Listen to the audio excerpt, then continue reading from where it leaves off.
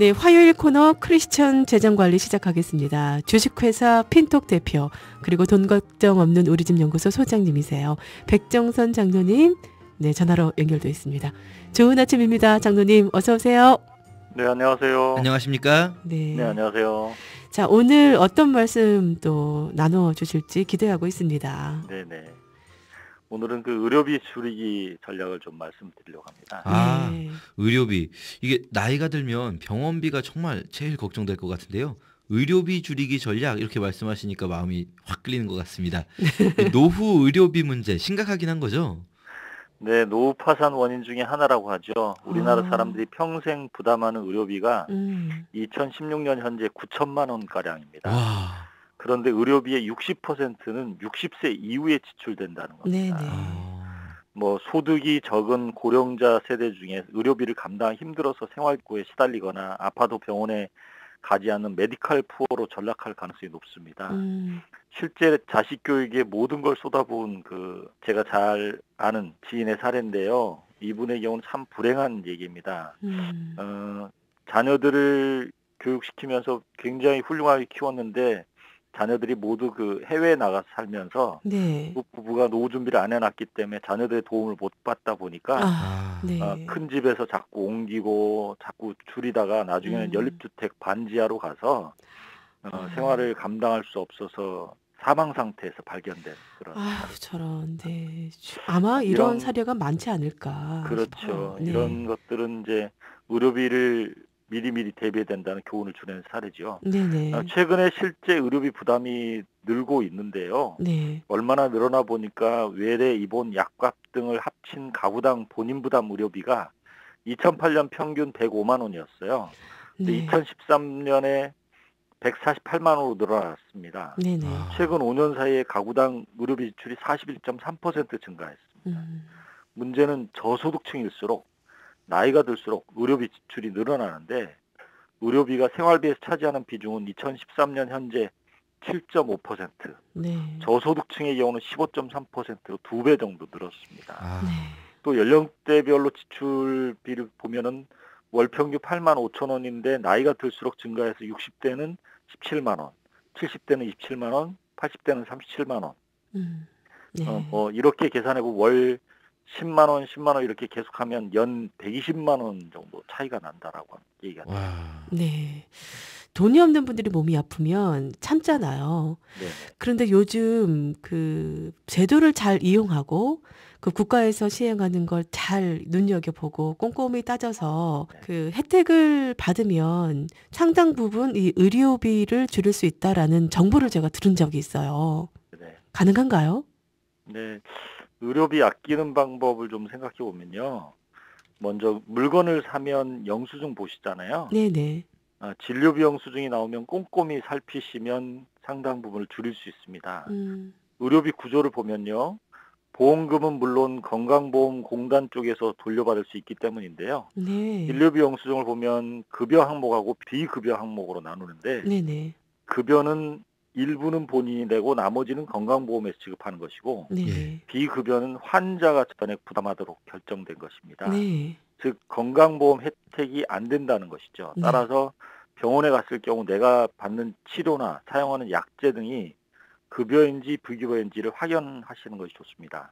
바로 그 안에 돌려받을 수 있는 돈이 있기 때문입니다. 네. 일단 두 가지를 좀 줄일 수 있는 방법이 있는데 첫 번째는 건강보험공단에서 받는 본인부담 상한제라고 개인별 상한액을 넘는 연간 본인부담금을 환자에게 돌려준다는 것입니다.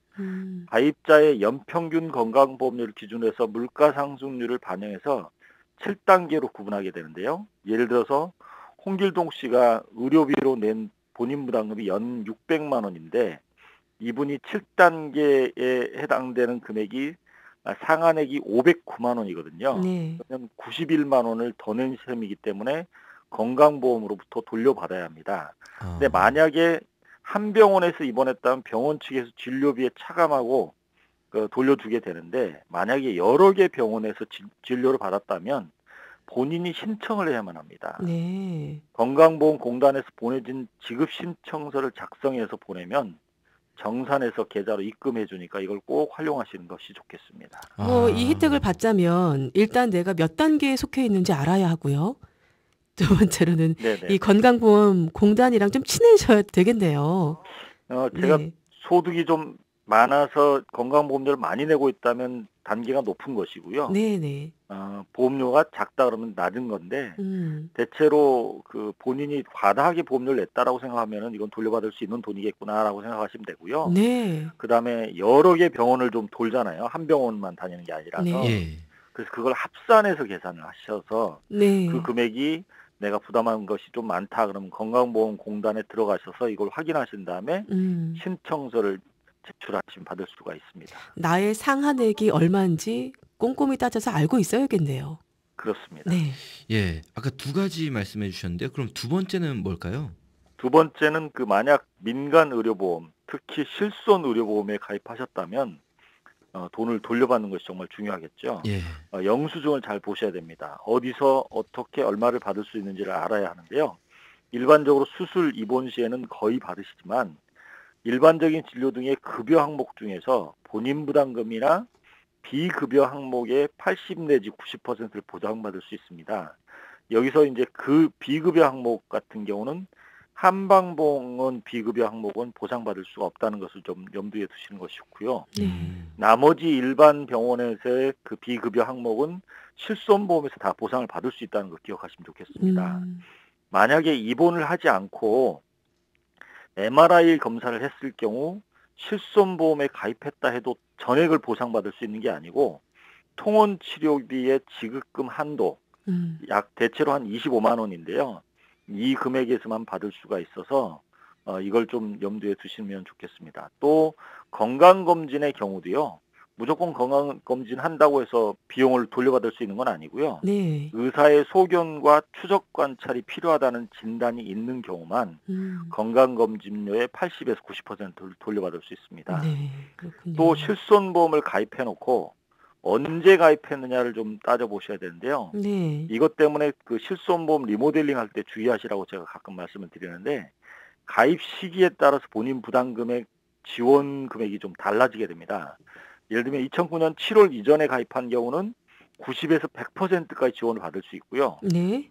2009년 7월 이후에 그 가입하신 경우는 금액이 80%대까지 떨어져 버립니다. 따라서 그렇군요. 2009년 7월 이전에 가입하신 경우 절대 해지하거나 갈아타면 안 됩니다. 그렇군요. 자, 의료비를 줄이는 방법 중에 국가에서 실시하는 맞춤식 검진을 받으면 비용을 줄일 수 있다고 하던데요. 맞는 얘기인가요? 네, 맞습니다. 국가에서 국가검진을 이용하라고 좀 말씀을 좀 드리고 싶은데요. 네. 국민건강보험은 일반 건강검진, 생애전환기 건강검진, 국민암검진을 제공 중인데요. 일단 검사 비용도 국가가 대부분 부담하기 때문에 중요하지만 나중에 이 검진을 이용하게 되면 관련 질환이 발병했을 때 보험료 혜택도 있기 때문에 꼭 받으면 좋습니다. 네네. 실제 내용을 보면요. 일반 건강검진 같은 경우 가입자에 대해서는 제한이 없습니다. 비부양자의 경우는 만 40세 이상이고요. 네. 그다음에 검진 주기는 2년에 한 번씩 받을 수 있고 네. 비용은 무료입니다. 네. 대부분 이제 2년마다 한 번씩 뭐가 날라오잖아요. 그러면 이거 네네. 받으라는 얘기고요. 두 번째 국민암검진이라는 게 있는데요. 네. 위암, 유방암, 간암 이런 것은 만 40세 이상, 네. 대장암의 경우 만 50세 이상, 자궁경부암 같은 경우는 만 30세 이상, 네.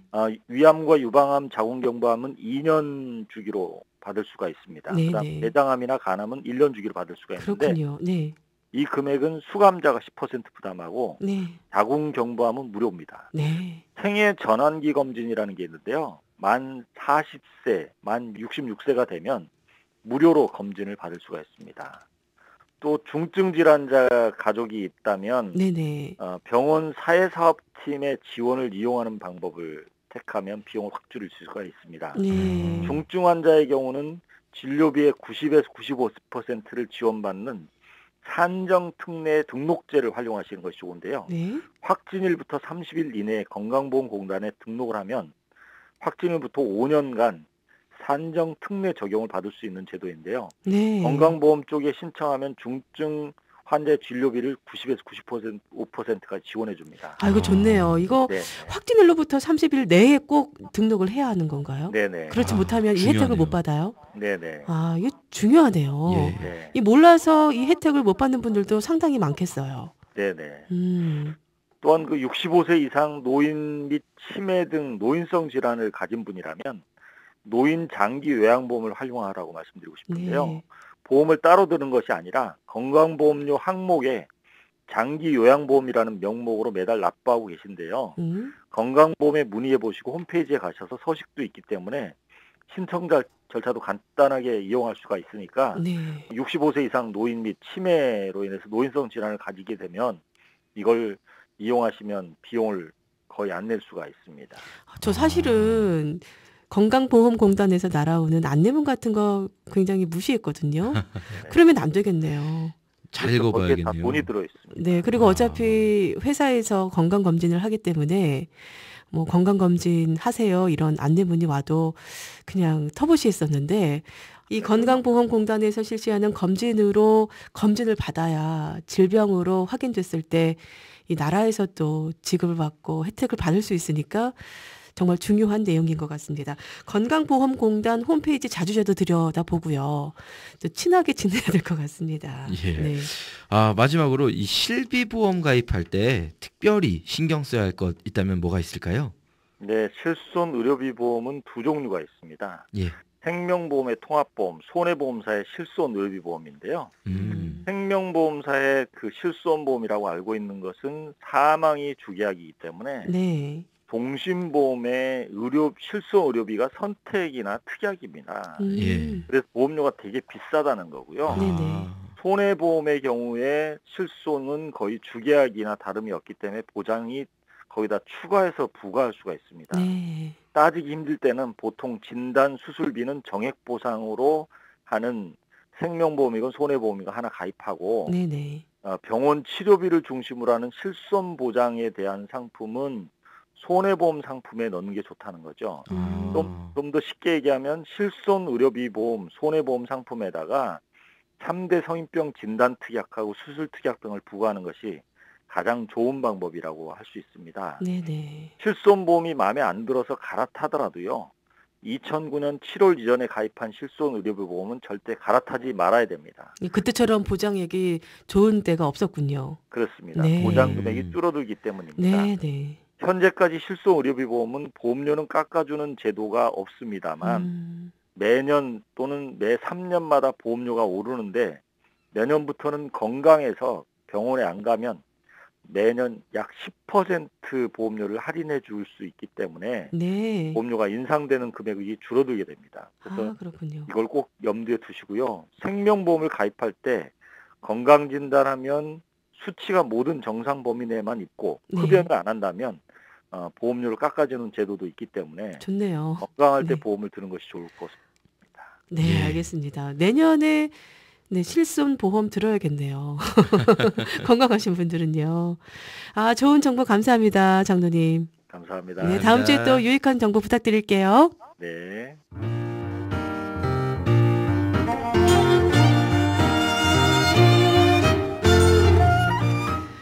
네, 크리스천 재정관리 함께했습니다. 오늘은 의료비 줄이기 전략과 함께했습니다. 주식회사 핀톡 대표 그리고 돈 걱정 없는 우리 집 연구소 소장 백정선 장로님이었습니다.